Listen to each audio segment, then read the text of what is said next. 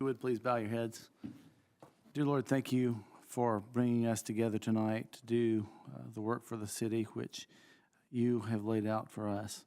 Please, Lord, let us act with clear hearts and clean minds as we make decisions in the best interest of the people of the city of Monroe. We ask, Lord, that you watch over us.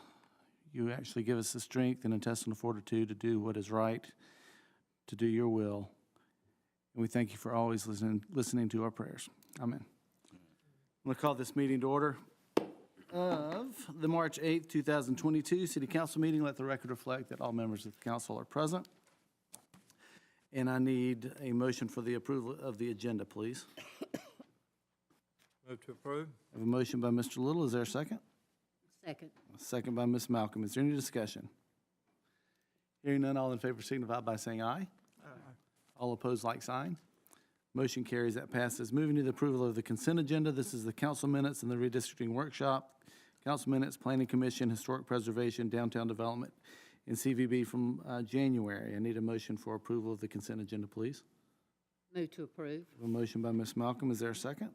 Second. A second by Ms. Crawford. Is there any discussion? Hearing none, all in favor signify by saying aye. Aye. All opposed, like sign. Motion carries. That passes. Moving to the public forum, we have a public presentation tonight by the Azalea Regional Library, who is the Library of the Year. So, ladies and gentlemen, would you like to come forward? And could you bring me another one of those? Because I forgot to leave one for myself. No worries. No.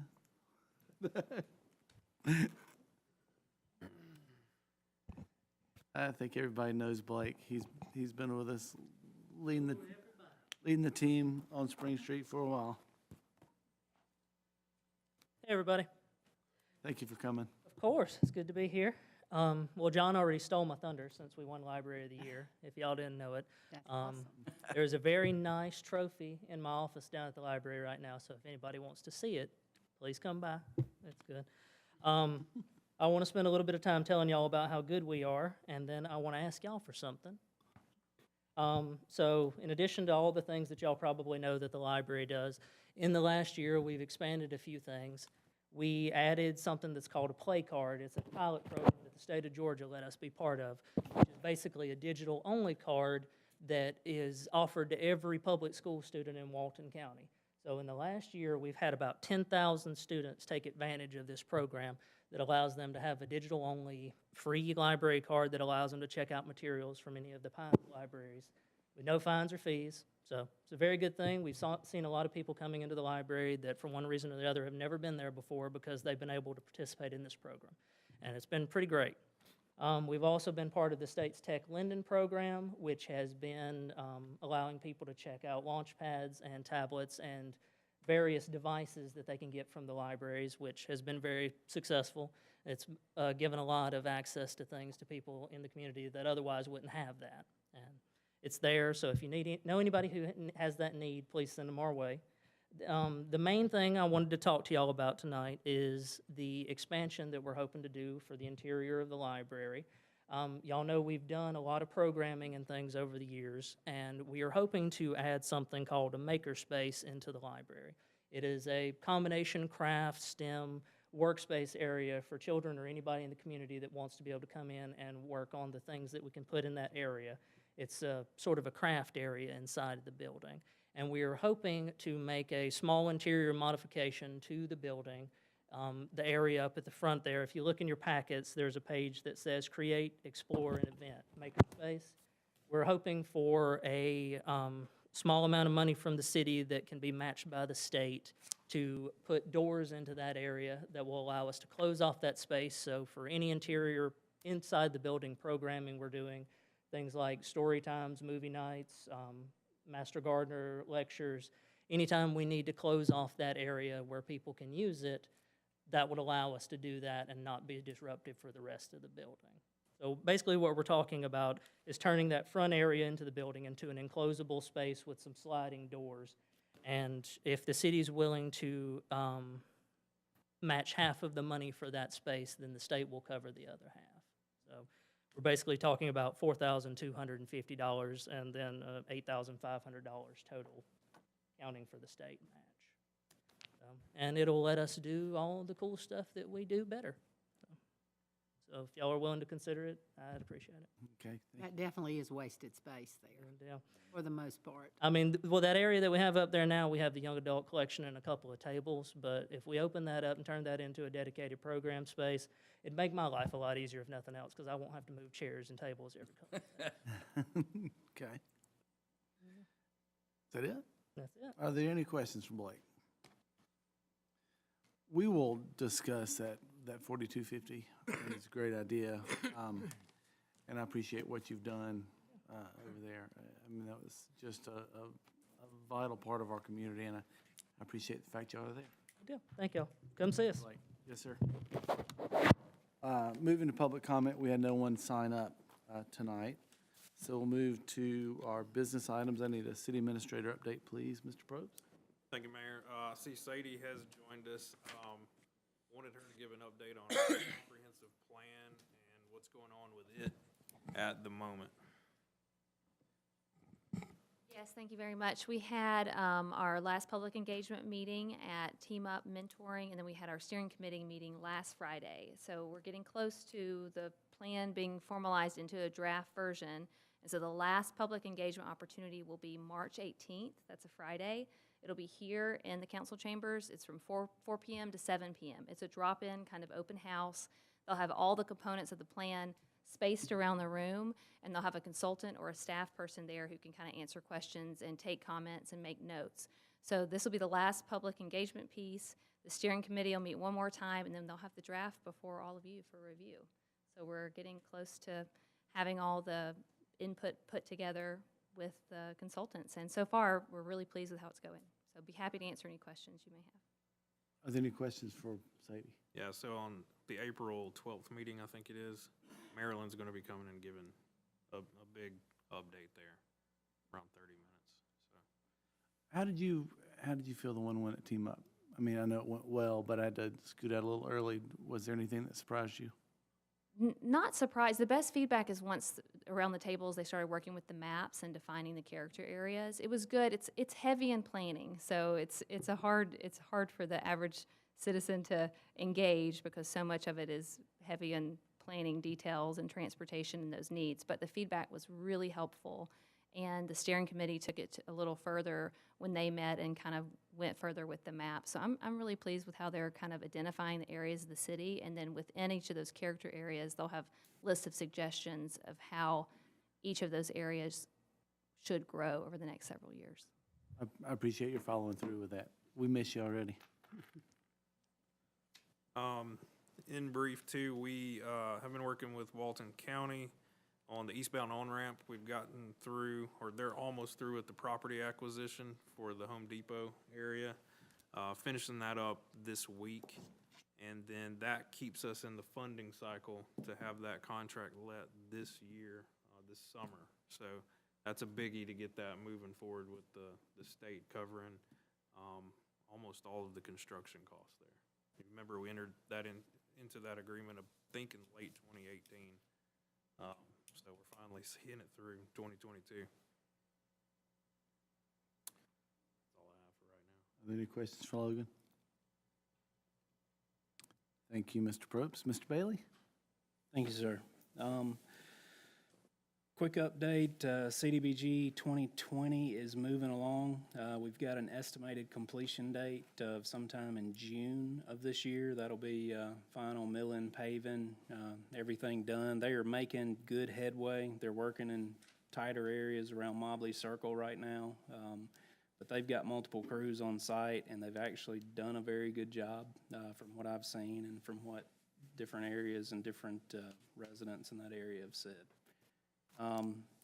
The airport, I will have a terminal building bids in front of you guys tonight. Actually, I think it's next on the agenda to take a look at. They came in a little over the estimate, but I've been on the phone for probably 2 solid weeks with the state working on additional funding, and I think we're going to be okay. City branding logo, you should start seeing vehicles and whatnot, with the logos changed out on them, hopefully before the next council meeting.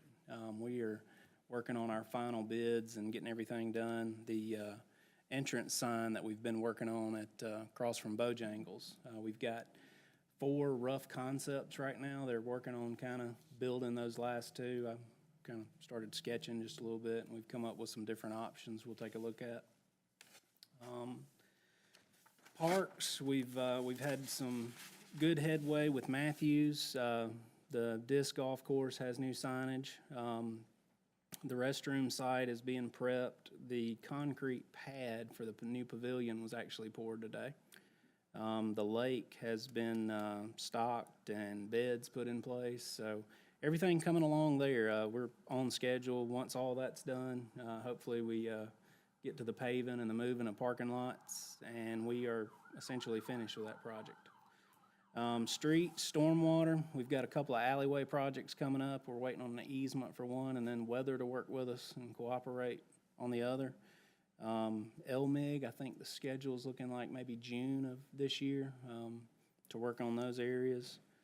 And then Streets made a CIP purchase this week of a new AC machine.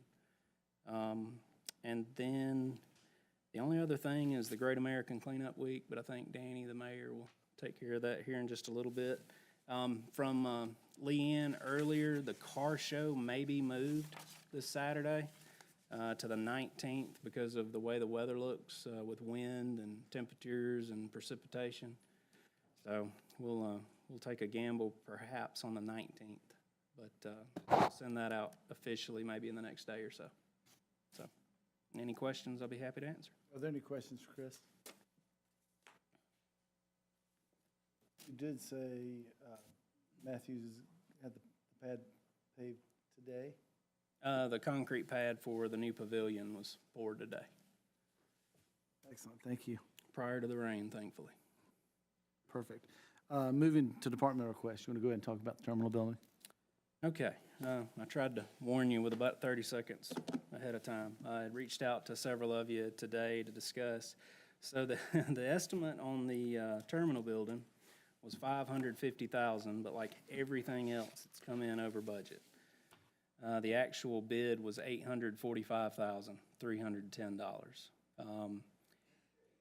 The good news is we were the lowest bid in the state on 5 different terminal buildings that were bid in the last 2 weeks. So that's the good news. We closed our bids before anyone else, which allowed us to work with the state towards additional funding.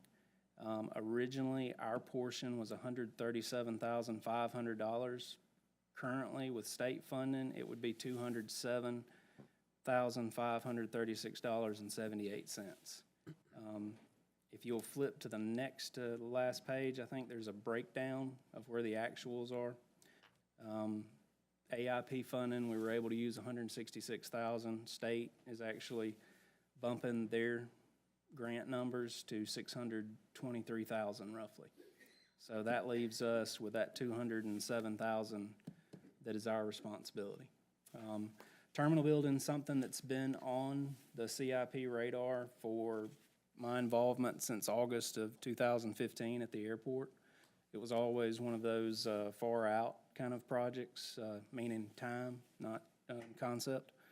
But it's kind of that next step thing that we can put at the airport. You know, your maintenance improvements, your safety improvements have all been done.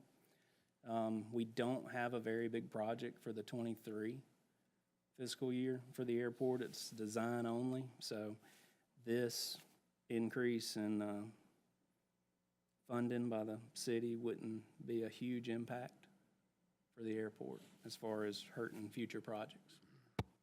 So I'll be glad to answer any questions. Thank you, Chris. Are there any questions for Mr. Bailey? Chris, can you just sort of go over the purpose and use of a terminal building? Well, the terminal building is kind of, the city has a welcome center. The terminal building is almost the welcome center for the airport. It's where I kind of consider a business hub for incoming air traffic. It's where the pilot's lounge would essentially be housed. It's restrooms, it's conference rooms.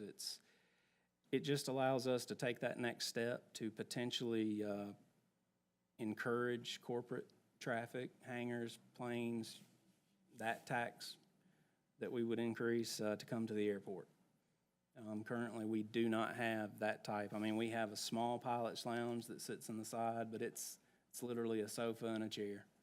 You've got a computer set up for a business center. There's really nowhere out there to conduct meetings, there's just not that welcome mat that's rolled out. So it's more it's the draw, and it's that next thing that kind of pushes us to that next level at the airport. Are there any other questions? How many square feet is that building gonna be? It's a little over 1,900. I think the last 2 pages, there's a front and a rear view, and then the last page, I believe, is the inside layout. So it's only gonna be 1,900 square feet Yes, sir. for $1 million? That's, yeah, I mean, well, the next low bid was 1.2. But yeah, it's 1,912 square feet, I believe, is what it shows. Our portion's 207,000. Is that a immediate need? That seems awful lot for a 1,900 square feet building. It's the next thing you would need at the airport if you want to continue to grow it, if you want to continue to lure some industry to the Monroe area. I think having that ability to have a conference room where businesses can actually have meetings there on site, as opposed to currently they really don't have that. And it's something that's been in the CIP, I know, since 2015, that was actually pushed by the advisory committee, and that the state is, I know they're funding at least 5 currently. My next question would be, how big is that runway? And what size, what's the biggest plane that runway will actually hold? I know it won't hold big jets.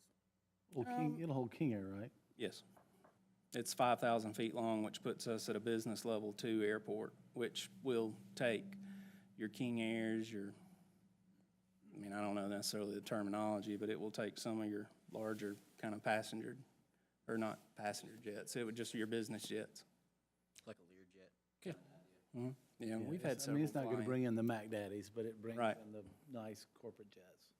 G6. Yeah, I mean, Delta's not G7. fixing to land, but hopefully.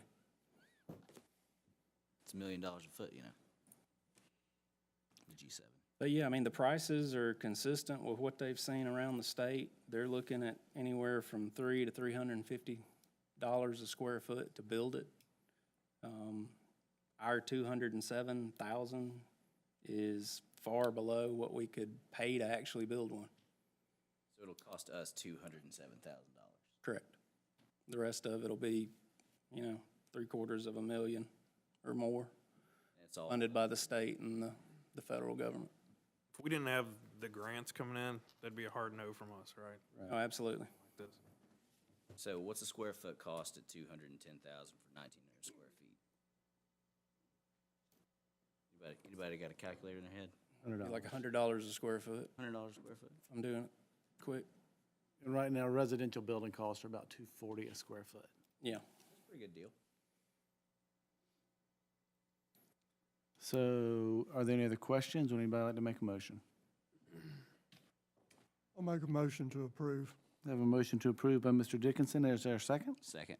A second by Mr. Gregory. Is there any discussion? Hearing none, all in favor signify by saying aye. Aye. All opposed, like sign. Motion carries, that passes. Thank you. Moving to the police training gym floor. Chief Watts? Thank you, Mayor. What we're bringing for the council tonight is the approval to purchase the rubber flooring that will go in our gym fitness training area. When the new police department was constructed, that was one of the things we implemented in design, was have an area where we can actually do physical training and also do all of our defensive tactics training, and then moving forward and developing in that area. This is just the first step, and that is purchasing of this rubber flooring of a cost of about $14,340, and we're looking at getting that cost out of our asset forfeiture account, and just need the council's approval to be able to move forward with the purchase of that. Thank you, Chief. Are there any questions?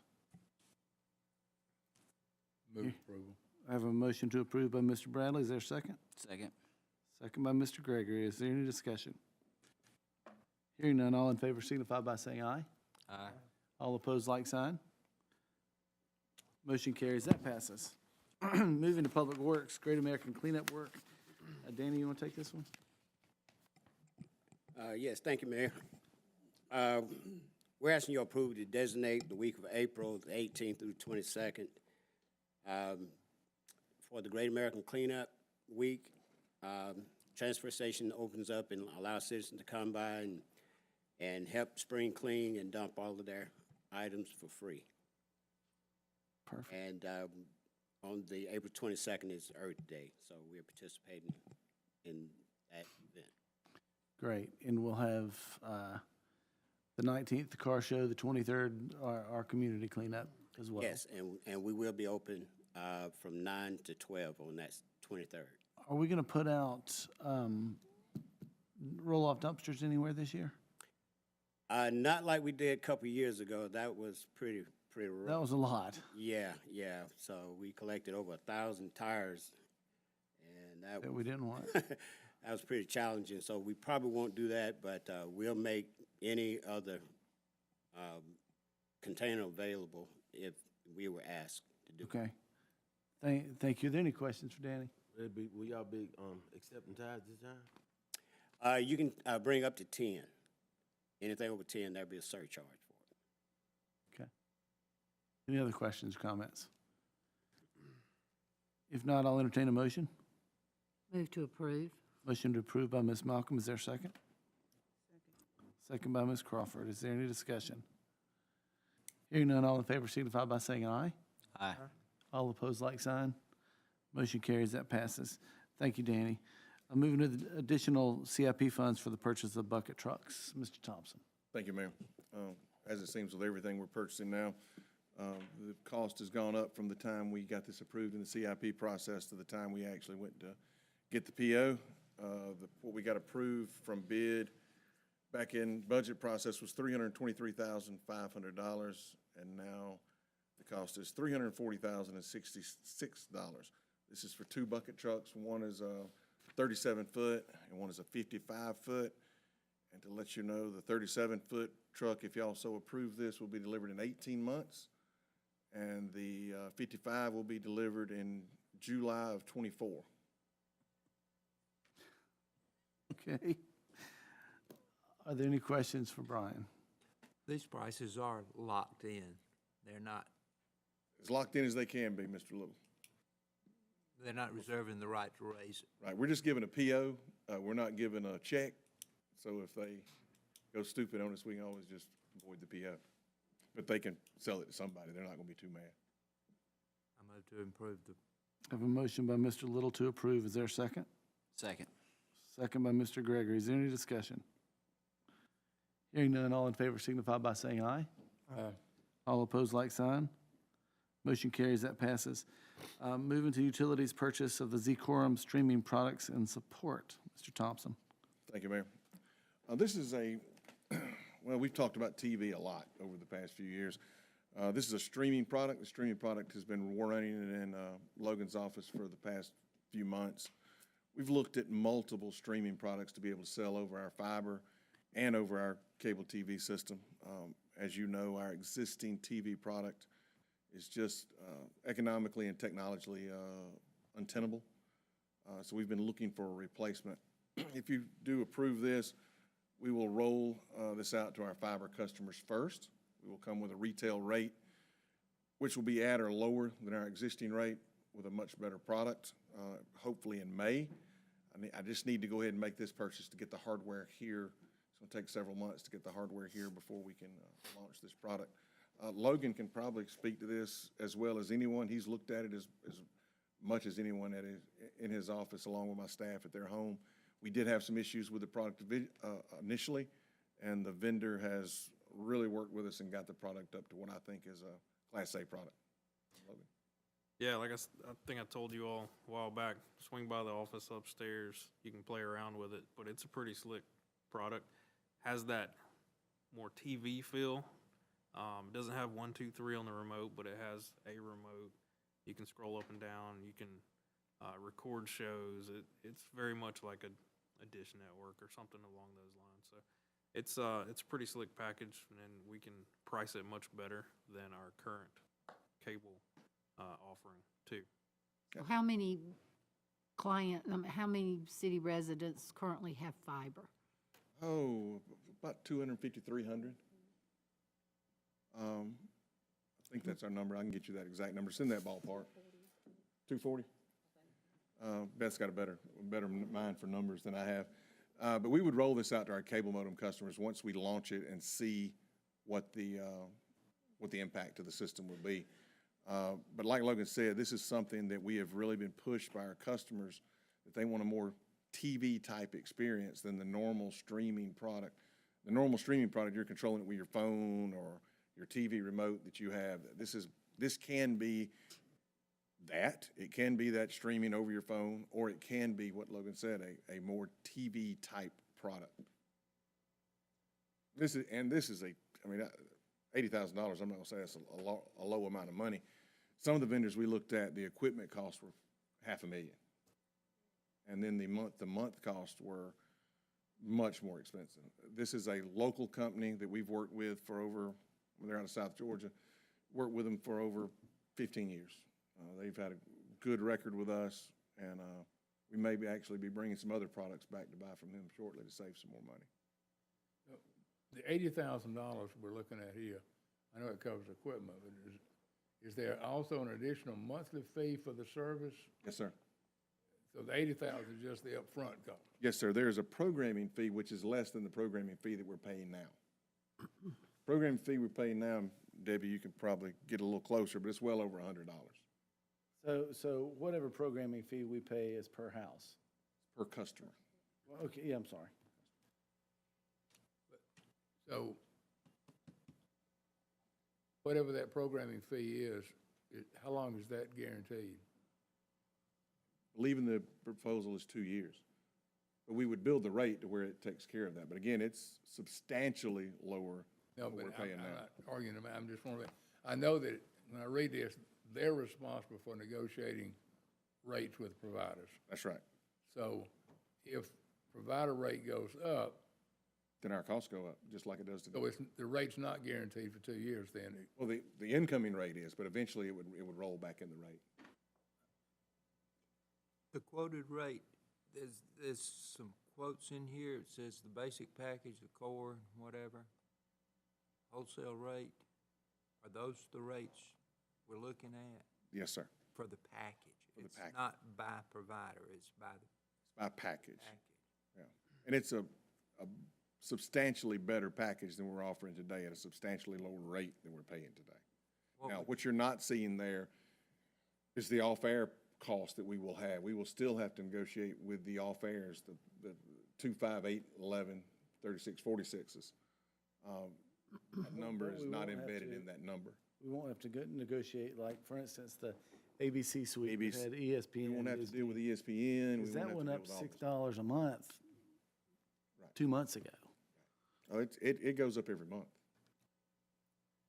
Do you anticipate the price of this to be comparable to the, I anticipate the cost to be Maybe lower for a streaming comparable service. package. Huh? I anticipate the price to be lower for a comparable package than the to the customer, streaming is the retail service rate. Yes, sir. are providing? Yes, sir. And will the services provided, like, to the end result customer, will they have different packages they can?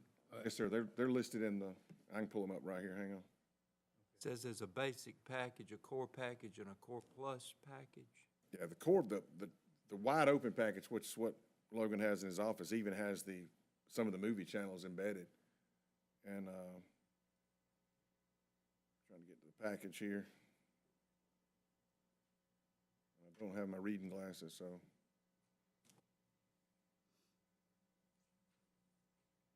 I can't see.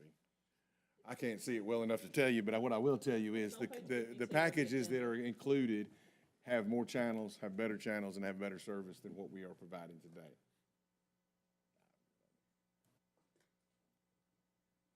Now, again, we will still keep our existing cable TV package for now and roll that out. Yeah, how are we doing on numbers with that right now? Yes, about 1,000. No, we No, had, about almost 2,000. initially said that we would, We'll cut it cut at, off after if we got below 1,000 subscribers. We're about 2,000 right now. What you're seeing from the customer or the request from the customer is, most of our customers don't want what we're offering. They want a streaming package. right, and how quickly can we get from 240 people with fiber to, We're gonna offer it the day we roll out to that person. I mean, I think you, I mean- I think you can get a 60% penetration. I mean, when do we get fiber to those homes to be able to offer it? John, that's a good question. I gotta tell you, the project is still online to be in that 3-year total, which would be 2 more years, minimum. Are there any questions for Brian? Well, I have one question. So if you're already streaming and you're using something like YouTube, TV, Hulu, that kind of thing, what would be the advantage of this?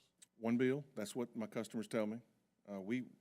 I initially told y'all I thought that we didn't need a TV product. Everybody would do the YouTube TV, everybody would do that, but Mr. Joe Dixon's project down on Church Street taught me different. Those customers love the one bill. So they just want the one thing. Just create that and offer them a product very similar to what they want, a YouTube, a Hulu, but they just write one check a month. And that's what they like. Do you think this would facilitate getting folks off of the cable so we can get completely out of Yes, the sir. business? Yes, sir. Because this looks more like what you would get on cable. It's more of what the customer wants. Why can the product not be used if you're not on fiber? Well, we want to see what the impact to the network is first. We want to see that. No, I think it can be. I fully expect to be able to come back to you and say, we're going to roll it out to everybody. But I'd rather be cautious than to just turn it on one day and then lock my system down. Yeah. There are limits to the amount of bandwidth to the cable TV plant internet that are not on the fiber internet, and I just want to make sure that we see those impacts. So we'll know, once we turn it on, we'll be able to look at it on the fiber side and say, this is the impact, and we'll know exactly. Now, they've told me, these guys, you know, they're salesmen. They're trying to sell me a product. Will we be using the same bandwidth we're using now? Like, Yes, for sir. instance, over cable? Yes, sir. Okay. What this thing allows you to do as part of the $80,000 is have a caching server here. So instead of pulling multiple streams from Atlanta, we'll be pulling one stream into here, and then those multiple streams will go off that caching server. So theoretically, it's less. It's really less, yeah, you're right. It could be if you pull people off of YouTube, if you pull people off of that, because that's all streaming from Atlanta. Well, that's why I'm asking that question. If we're already doing it over our current lines. Yeah, I think it's going to be less of an impact, but I want to make sure first. Sure. How did that bulk rate and that wholesale rate work, Brian? That would go to like a hotel or the hospital or to, that's the hospitals and hotels. Yeah. Is the school system still on ours, or they? The last I heard they are, and we would have to we could offer them the same product. They're on fiber, a direct fiber link to us already anyway, so it wouldn't be a big impact. And remember, these charges are what we're charged. We then have to figure out what our loaded rates are for the employees in the telecom side, you know, and then to cover our cost, what that spread transfers, will be, and all that the off-air has to be rolled into that. So it's, what we would charge the customer would be some amount over the rates you see here. We just don't have that set yet. Which would still probably be less than what they're already paying. For a comparable package, yes, sir. Yeah, definitely. You get a lot more channels off of the premium pack. And a better product, to me. I mean, just the delivery system is just easier and better for us. We don't have to have that community access channel anymore. I think we push all our stuff over to YouTube like we're doing now, like this meeting's on YouTube Live now. I think we push all Everybody suck it in. our stuff. There's a big difference in here in this pricing. Okay, I got you. What they call wholesale rate and bulk rate. What's that? That's for hospitals, hotels, people Bulk that have rate. a bulk rate, yes. Make a motion that we purchase the equipment. I have a motion to purchase the equipment by Mr. Little. Is there a second? Second by Mr. Garrett. Is there any discussion? Hearing none, all in favor signify by saying aye. Aye. All opposed, like sign. Motion carries, that passes. Thank you, everybody. Moving to utilities again. Mr. Thompson, Mayor. you busy tonight? Yeah, it's been a lot tonight. So, the second biggest, well, actually, the first biggest request we get from our customer when we go install any type of internet service to their home, whether that be fiber, whether that be cable-based, is where's my router? That's the first question we get. Well, we don't supply a Wi-Fi router now. One of the reasons we've done that is it's always been employee-intensive managing that. Well, I'm managing it anyway. When the customer calls and says they have a problem, we have to go out and investigate. We have to figure out whether it is their Wi-Fi or whether it is our equipment. We're already doing the work. And at the end of the day, when we tell the customer, well, it's your Wi-Fi box, well, they're mad. Nobody's happy with us, and we're not making any revenue off of it. And we're going back to the office with a mad customer. So what we started looking at is what other internet providers do. What does Windstream do? What's Charter do? What's Comcast do? And what they do is they push their managed Wi-Fi to their customer. Comcast charges, I believe Mike McGuire's bill is about $23, $24 a month for a managed Wi-Fi product. We're, again, going to bring you a retail rate in May, but it's going to be nowhere near that. We vetted 4 or 5 different Wi-Fi providers, got down to 2. One supplied by or supported by a company we use called Adjourn. It was a Plume product. And one from a company called Calix. They provide all the in-home Wi-Fi equipment for one of our competitors, Comcast. And after 3 or 4 months of looking at the product, looking at the management software, Calix went out. The Calix interface is easy. And so what can happen once, if y'all approve this, and a customer wants us to supply the Wi-Fi, is when the customer calls in, we're having a problem. Well, my guy can look at our internet equipment, and he can look at this Wi-Fi equipment, and he can see if there is actually a problem with either.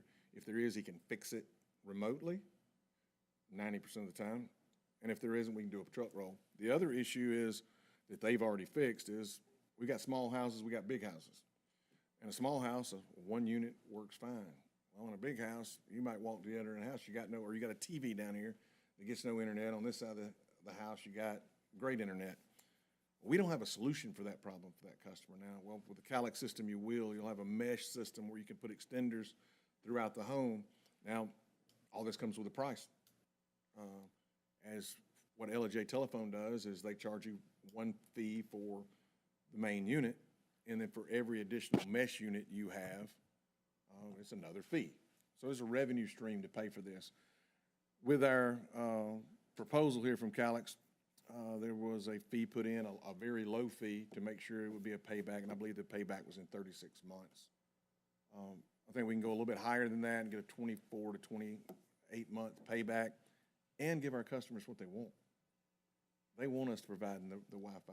And it's optional. Let's say the customer just says, I got my own router, I want to handle it myself. Well, that's fine. Do it yourself. I would not do that. I'd pay for the router and pay for the service, but my telecom guys would die if you made them do it. They want to do it themselves. And that's totally up to the customer. So what we have is a proposal for the equipment, the management. It's about 1,600 units, a mixture of big units, small units, and mesh units, plus the ability to manage this software or to manage these units for this 1 year. So that's a total of $213,000 for equipment, and then you see the monthly recurring on there. This will all be paid for in a retail rate. I think we get better penetration than this. We've got about 4,000 internet customers. We're going to get about 1,600 units and get started. But as you're paying that fee, that funds that capital, as like we do with our cable modems, like we do with our fiber NIDs, all that can fund itself with a revenue stream. And I'll take any questions you may have. David Dickinson. Well, I have sort of a technical question because I have become enmeshed in the mesh network issues in old buildings.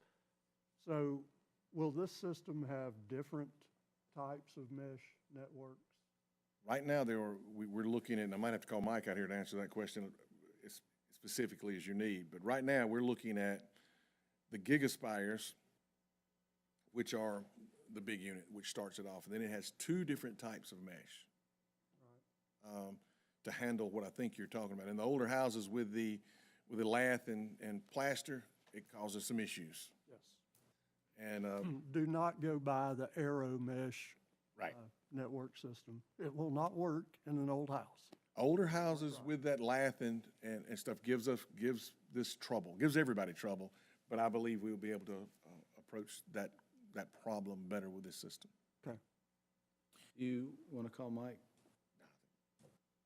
Are the payback numbers based on growth, or are they based on current customers? Current customers. Current customers. I see, you know, again, I want to get with Logan and Beth, but I see a sub $10 a month for the main unit. And then $4 to $5 a month for every additional unit would be our suggestion.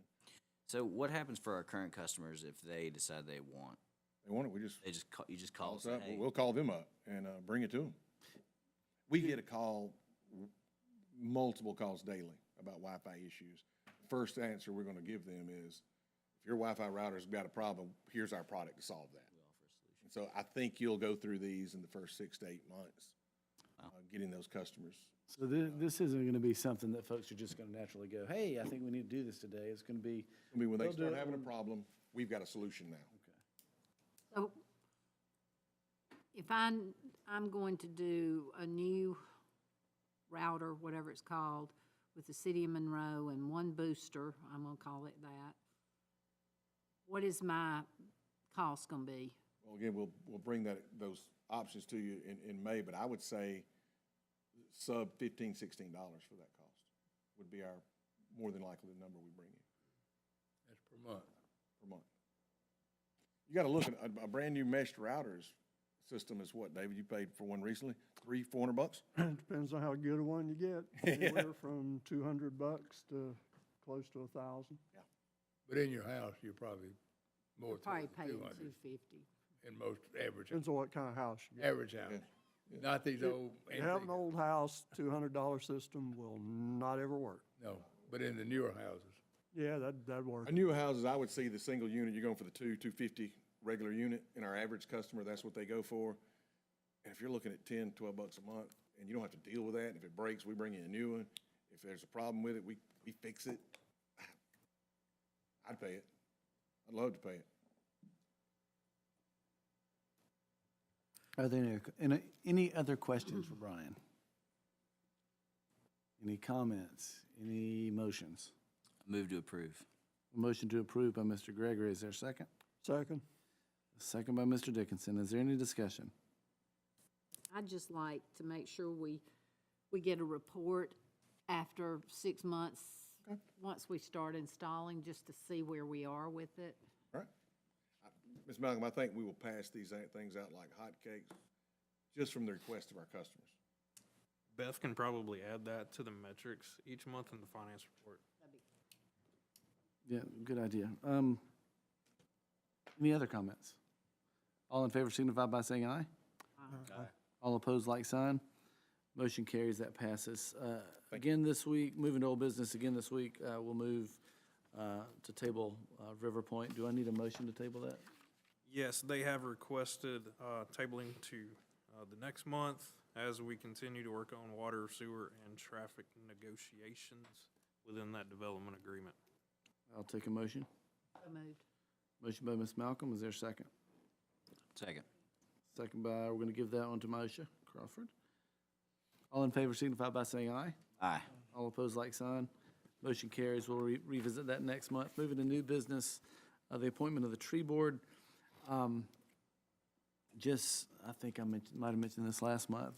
This was our 14th straight year as a United States tree city. This board's very active.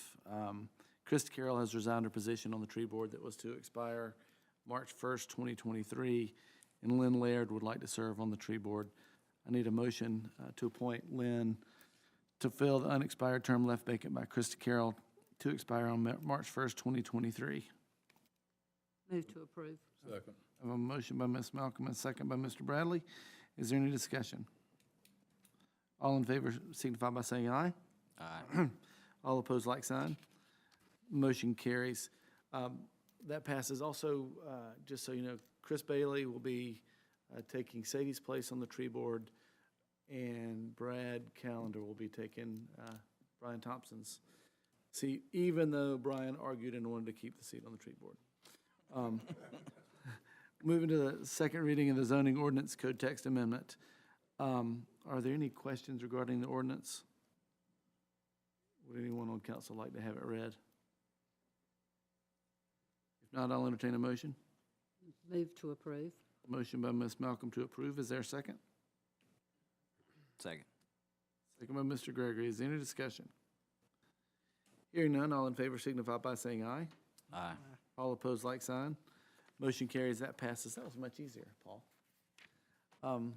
Moving to the resolution of Georgia Cities Week, April 24th through the 30th. Mr. Probst. Thank you, Mayor. Again, we do this every year, resolution recognizing and celebrating Georgia Cities Week. And, you know, just for me personally, I've worked on both sides of the house, a county and a city. And a city is just so much more dynamic than a county government. And you just get so much more done. You get the flavor of the community every day when you come to work. And I'm just I'm proud of Monroe and proud to be one of Georgia's dynamic cities. Thank you, Logan. As a matter of fact, when we do the showdown in Savannah with GMA, we do need to take that flag for our parade of flags, and we need to discuss further the flag issue as we go to. Does council wish to have that resolution read? Hearing nothing, I'll entertain a motion. Move to approve. A motion to approve by Mr. Gregory. Is there a second? Second. Second by Ms. Malcolm. Is there any discussion? Hearing none, all in favor signify by saying aye. Aye. All opposed, like sign. Motion carries. That passes. Moving to the resolution of the GFA Drinking Water State Revolving Fund Loan, DQ 2021017. Ms. Thompson? Thank you, Mayor. As y'all might remember, we did a resolution back in September to apply for this loan. This will be a $2,935,000 loan from the Drinking Water State Revolving Fund, which is administered by GFA. It'll be at a 20-year, 1.13% interest rate. The reason we applied for this is because it has a $1.1 million principal loan forgiveness. So this will be to construct a new elevated water storage tank along with approximately 5,500 feet of water main to service City of Monroe citizens along the northeast side of Monroe. So this is just a resolution for us to actually go into the loan agreement and sign all the documents. Thank you, Ms. Thompson. Are there any questions for Beth? Would council like to have the resolution read? Hearing nothing from either, I'll entertain a motion. Move to approve. A motion by Mr. Gregory. Can I give you the second, Nathan? Second by Mr. Little. Any discussion? All in favor signify by saying aye. Aye. All opposed, like sign. Motion carries. That passes. Moving to the 2021 budget amendment resolution. Ms. Thompson. Thank you, Mayor. These are the year-end 2021 budget amendments that are needed to be in compliance with the state of Georgia criteria. These are actually to increase revenues and to increase expenses over what we had budgeted. When we did the 2021 budget, obviously that was at the end of 2020. We were very conservative on how we did our budget, as y'all remember in those budget meetings, because that was at the very beginning or right in the middle of the pandemic. But Monroe did very well, and our revenues exceeded what we had budgeted by $2.2 million, and our expenses exceeded what we budgeted by $1.8 million. So this is just to get those in line so we have a balanced budget so we can move forward to end our audit and give this to our auditors. Outstanding. Thank you, Beth. Are there any questions for Ms. Thompson? Does council wish to have the resolution read? Hearing nothing from either, I'll entertain a motion. Move to approve. A motion by Mr. Gregory to approve. Is there a second? Second. second by Mr. Little. Is there any discussion? Hearing none, all in favor signify by saying aye. Aye. All opposed, like sign. Motion carries, that passes. Moving to the resolution opposing House Bill 1093, Senate Bill 494, and limitations on a municipality's authority. Mr. Probst. Thank you, Mayor. There's a couple bills down at the Gold Dome that are cause for concern, and many, many cities and counties are taking up resolutions in opposition of these bills, HB 1093 and SB 494. Basically, they limit a municipality's authority over housing, land use, and decisions within our boundaries. This is really aimed at ensuring that rent-to-own subdivisions are allowed anywhere and everywhere. There's a lot of dynamics to those types of decisions and those types of neighborhoods. And, you know, they're trying to make it kind of a one-size-fits-all for all communities, and that's not really how we've been operating and how our structures are operating. It removes a lot of that home rule decision-making. So before you is a resolution. It can be read or it can be right here for you to read, but that's the gist of it. It really takes away a lot of our power at the local level. And there are also some really strange punitive measures in there that I have never seen in my years in government, whereby they will strip the local government's qualified status. They will strip qualified immunity from you, me, and any other staff members involved in decision-making, which you can be personally held accountable in a court of law. So there's some really strange dynamics to this bill, and it seems to have some legs, at least on the Senate side. Go ahead. May I speak? I was going to say, are there any questions? Feel free. I don't have much voice left. I've been having problems the last couple of days, but this one I got to talk about. These two bills are two of the worst pieces of legislation that's been introduced in the Georgia legislature in the last 20 years. And basically all these two bills is big money from these big corporations that build these type developments. They're not even located in Georgia. And they have put a bunch of money into lobbyists who have put the money into certain members of the legislature to push this.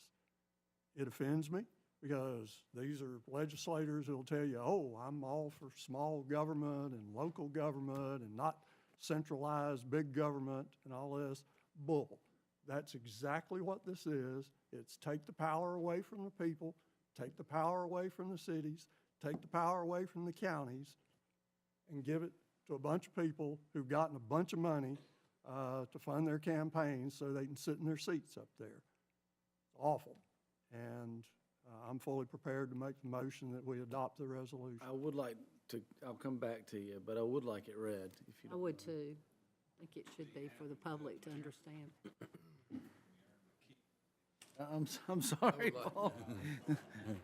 I'd like it read also, Ms. Mayor, and I think it's for the emphasis for our citizens that are here and those that are watching us through, you know, the streaming or TV. That our citizens need to understand this is the state taking away your power to regulate your local government.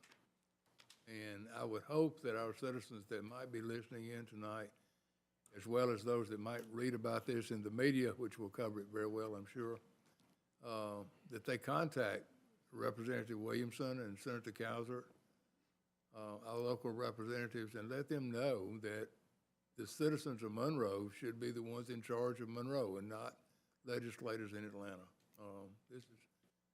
I agree with Mr. Dickinson. It's one of the more serious infringement on local government that I've ever seen, as long as I've been around this. And so I would urge it to be read and as emphasis for our citizens to understand the importance of it. I agree. Thank you, Larry. Paul, you ready? Thank you, Mayor. This is a resolution of the Mayor and Council of the City of Monroe, Georgia, opposing House Bill 1093 and Senate Bill 494, and opposing limitations on a municipality's authority to make housing, land use, and zoning decisions within a local government's geographical boundaries. Whereas the Mayor and the Council for City of Monroe, Georgia have reviewed House Bill 1093 and Senate Bill 494, the bills currently being considered in the Georgia General Assembly.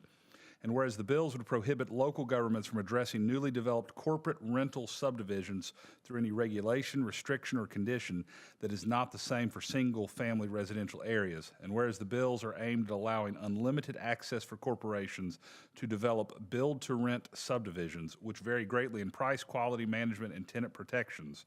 And whereas the city opposes the bills for a number of reasons, including the fact that the Georgia Constitution recognizes zoning and land use decisions are core functions of local governments, and housing is a large component of those decisions.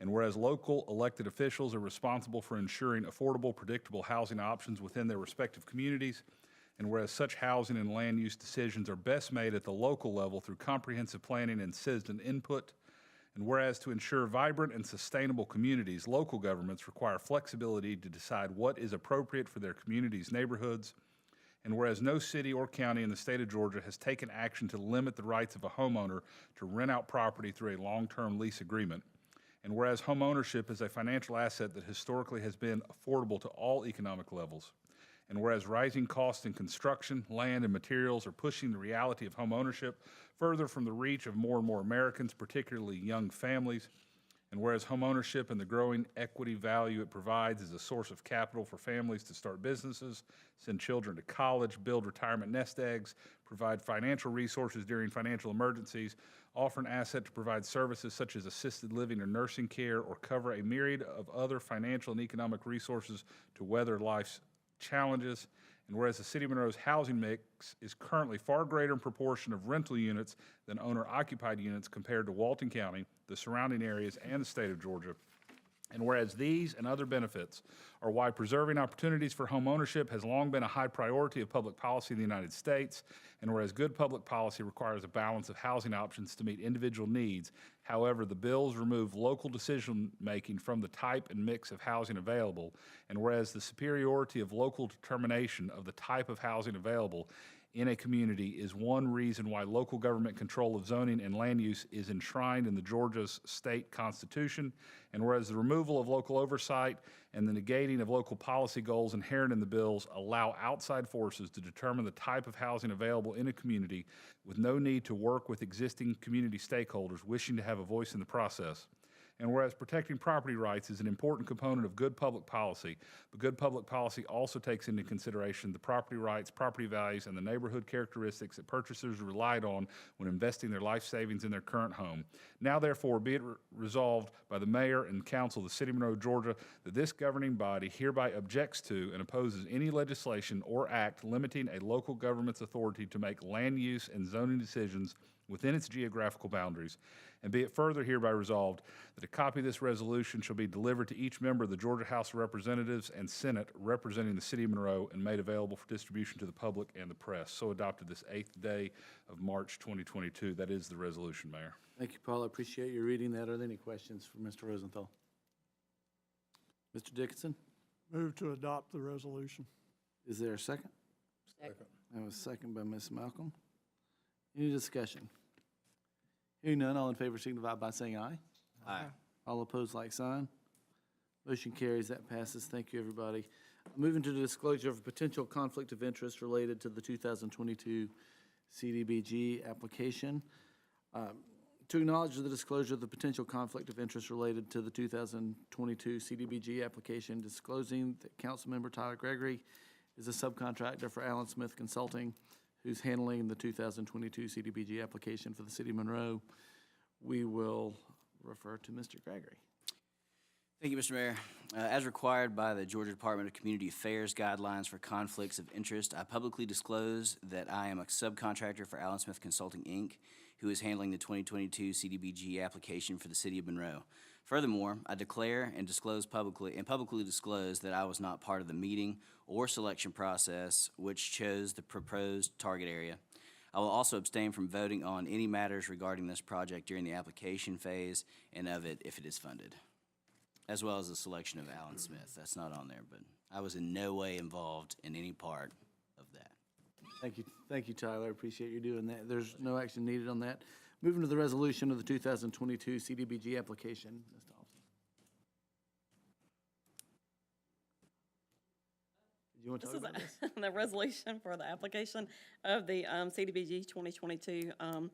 And I don't know off the top of my head what area this is for, Chris. I can't remember. We have so many projects going on. It's Bryant over in that area. It's water sewer. Glen Iris.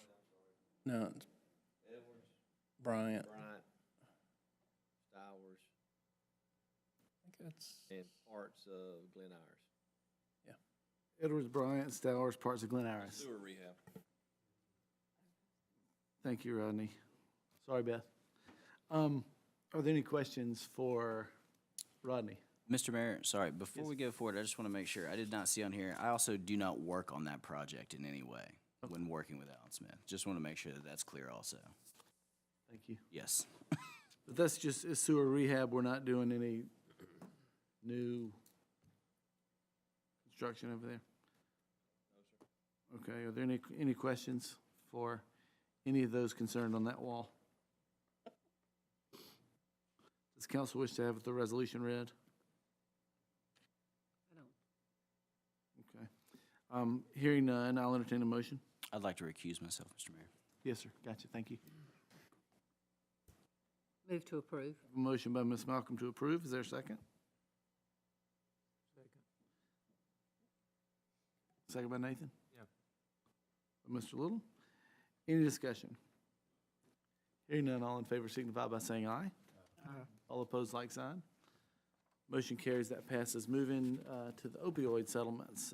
Logan or Paul, who wants it? I mean, in brief, we recommend joining two proposed opioid settlements against distributors and J&J that will provide a substantial amount of funding to help us combat the opioid epidemic here in Monroe. That we've seen throughout the United States. But Paul has the legal particulars on these. It's a sizable settlement agreement. Is there anything you want to add? No, just that we have to take it as it is. This is settlement between the distributors and one group of the manufacturers. One of the other groups is set to go to trial later this year in the MDL. It's a very complex litigation that's being handled with multiple attorney generals involved and multiple law firms involved.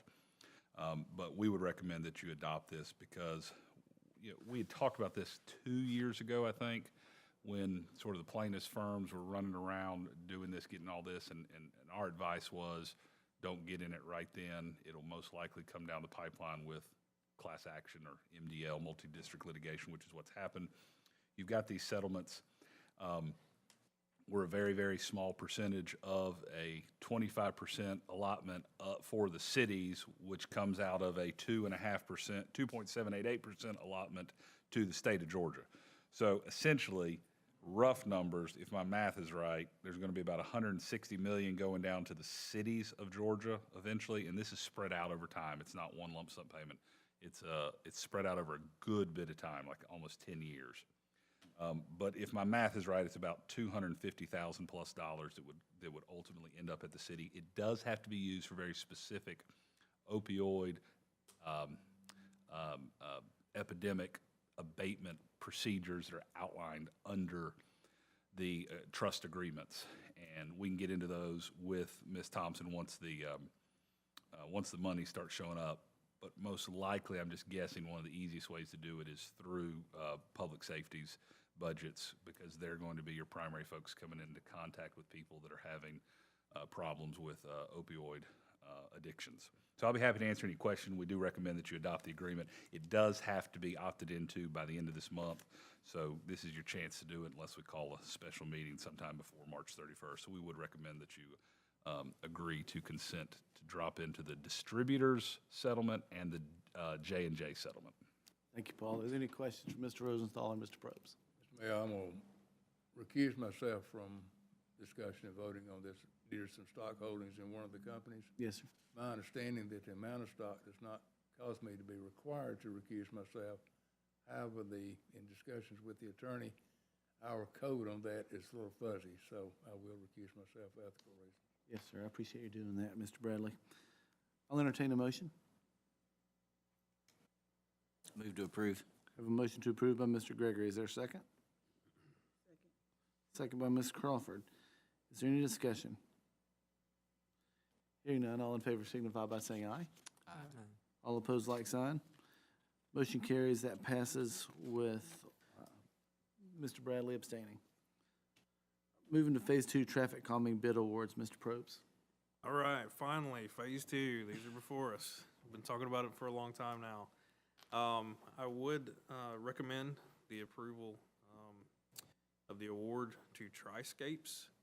He's done some work with us in the past at $587,790.21. And this is for the sections of West Highland Avenue, Barrett Street, North Midland Avenue, South Madison Avenue, and Felker Street. And Triscapes was the only responsive bidder this time around. Are there any questions for Mr. Probst? I will say, this is one of those areas where your community voices are heard. We had a group that came in off of Felker, expressed their issues, improved their need for traffic calming on the streets. And the team here, of course, listened, and now we're gonna be able to address that issue. And I was pleased with the whole way the process worked. Are there any other questions for Logan? I'll entertain a motion. Move to approve. I have a motion by Mr. Gregory to approve. Is there a second? Second. Second by Mr. Dickinson. Is there any discussion? Hearing none, all in favor signify by saying aye. Aye. All opposed, like sign. Motion carries. Moving to the memo of understanding for the water service in Walton County, Mr. Probst.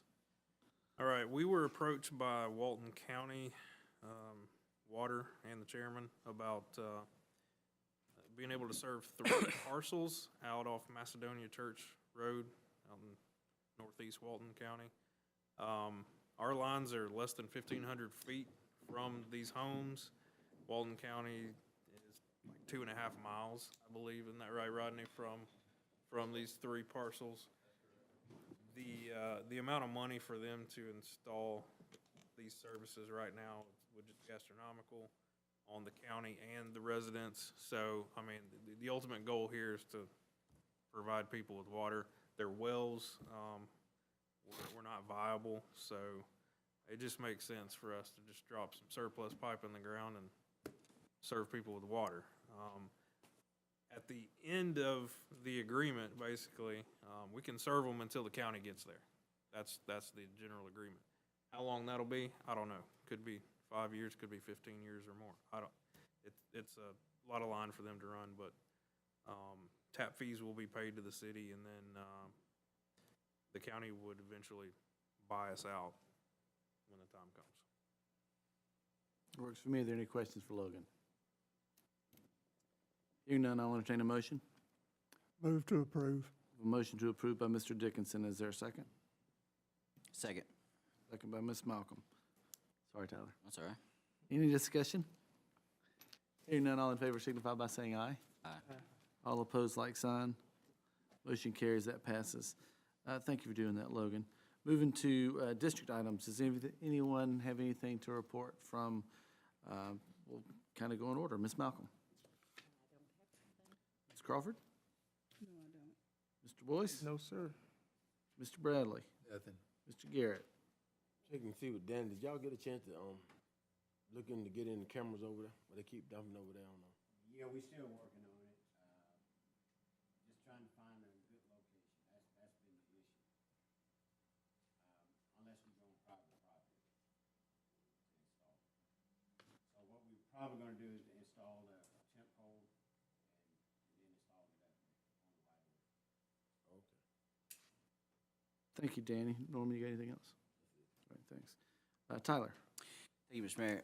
I did want to just take an opportunity to let you guys know that April is Child Abuse Prevention Month and Awareness. And there's a little group at a social circle called the Child's Voice Child Advocacy Center, and they'll be doing an event called Pinwheel Palooza here in Monroe at First Baptist. It'll be April 2nd from 10 to 11 a.m., and that's where they take blue and white pinwheels and place them in the ground and show support for victims of abuse, as well as to raise awareness. And so if anyone's interested, they can support that by $5 for a pinwheel. And you can go on their website, or you can find them on Facebook to do that. They're also doing a raffle for $20, as well as selling T-shirts. And so if you want to talk to me, have any questions, and I believe Chief Watts is on the board as well. So I just wanted to make everybody aware of that. That's a great service to our community, and so I appreciate it. You know somebody over there. I do know someone over there. And we'll do, I'm guessing we'll do another Proclamation. proclamation for them. Yes, and it does happen in April. We're trying to get out ahead of it since it is the 5th. Oh, and I'd like to mention actually that Miss Linda Dodd, who is here, is on Loganville City Council, and she went to bat for one of the displays for that same month in Loganville, so that they could proudly display that they were aware and fighting such circumstances. So thank you very much. Thank you. All right, okay. Thank you, Linda. Thank you for coming. You don't want to bring the rest of your council? We're all smooth in here. But you can come back anytime. Mr. Little. I don't have anything. Mr. Dickinson? Nothing. Try to get you out of here pretty quickly. Malcolm, did you want to talk about tornado sirens? You asked me about that today. Tornado sirens. Can I Yeah, I mean, you can float it now, yeah, sure. A few months back, I had asked Chief Dykes to look into the cost and effectiveness of warning signals around our city. And of course, you would want to pinpoint areas where there could be large groups outside, ball fields. And I'm going to turn it over to Chief Dykes and let him continue. Surprise. That's no problem. Thank you, Ms. Malcolm. So Ms. Malcolm approached me about, I think especially after our New Year's Eve situation on the south side, where we had basically the rogue supercell thunderstorm that formed a tornado over Covington and came through during a period where people just were not expecting it. I did go, well, first of all, wanted to make sure that we're aware that tornado sirens are just a component of an overall warning system that NOAA weather radios, and of course now with everybody having phones, downloading weather apps. But for our folks that are called outside, what are our options, especially in a unpredictable situation? And so I reached out to a local vendor who has done several municipalities in the metropolitan Atlanta region, and he used our city map boundaries and so forth, and I discussed different areas, especially our schools, sports fields, outdoor areas such as the Pavilion Shopping Center, Town Green, downtown area, and Matthews Park, and he was able to come up with a preliminary map that showed where 5 of these sirens strategically placed would cover most of the town, most of the city, and especially those areas of concern, which would be our parks and any place that we would expect people to be gathering outdoors. And so I actually don't remember the specifics Pulled it up. of the numbers, but He gave 2 different proposals, and honestly, there was not that much difference. I think it was $10,000 difference, and that had to do with the actual siren models themselves. And this was virtually a turnkey quote on this, other than dropping a service line from our utilities department, but everything else, that includes the poles, installation, and everything. And it was a cost of, the highest bid was $183,834. And so I had just taken that back to Logan and asked him if we could have discussion and a question and answer. If you feel comfortable with having a representative come, we could do that. But to basically consider putting this expenditure in our next year's budget as we go through budget work sessions. And I feel that, we've talked about this since I was on council in the 80s. And that tells how old I am. And we have yet to do anything about this. And to me, this is just something that we should seriously consider for our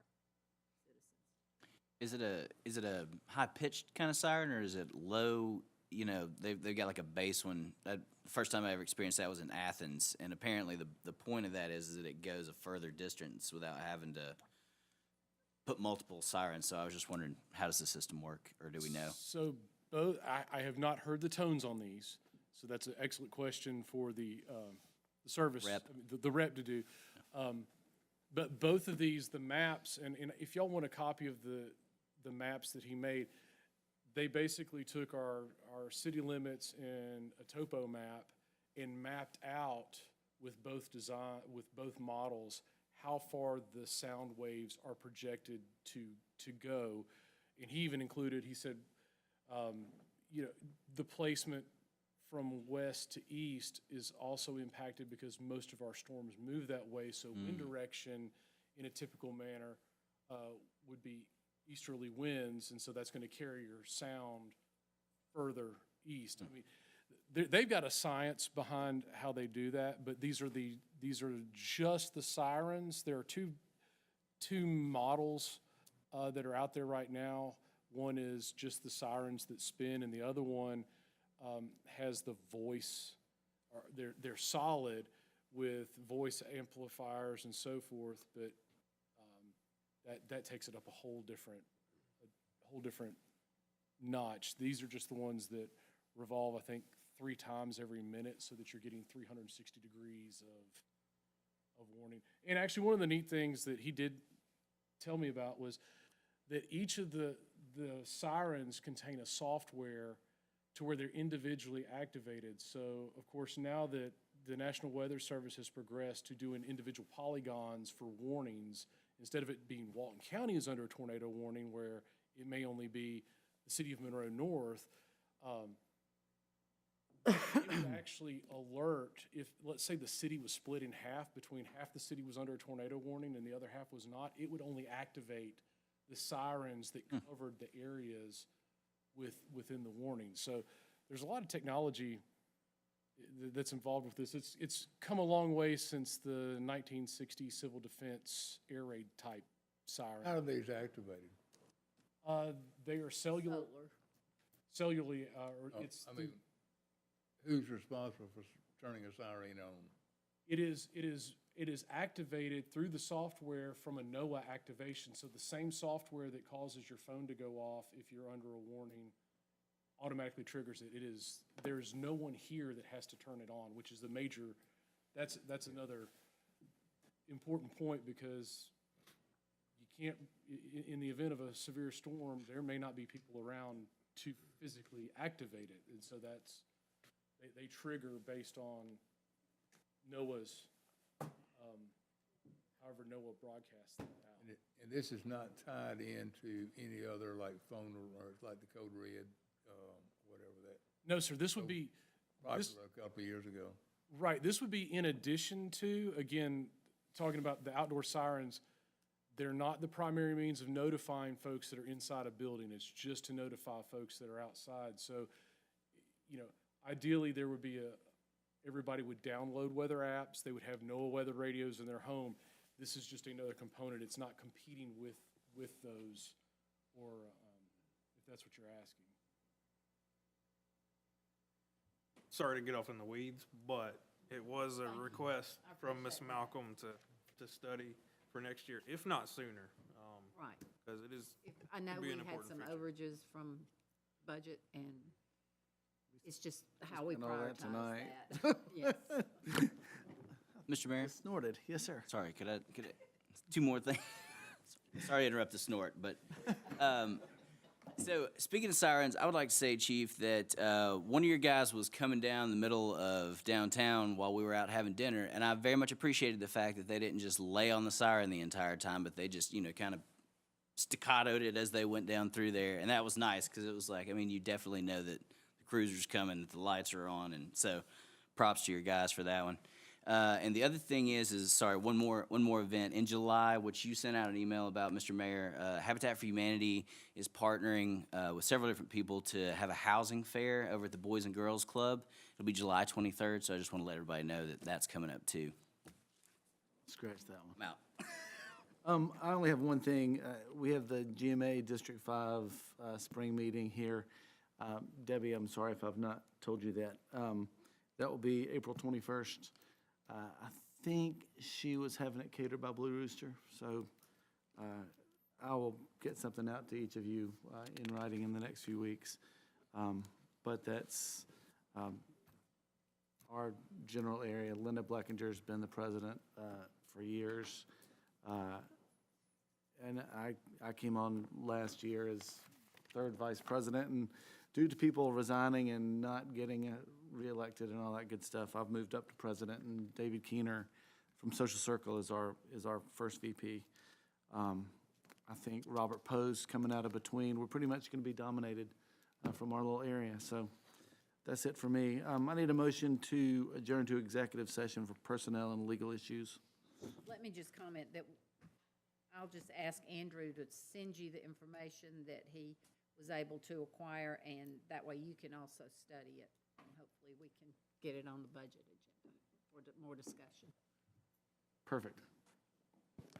Motion? Motion to adjourn? We have a motion to adjourn by Ms. Malcolm. Second? Second. Chaz. I'm going to give that one to Chaz. Yeah, please do. All in favor signify by saying aye. Aye. All opposed, like sign.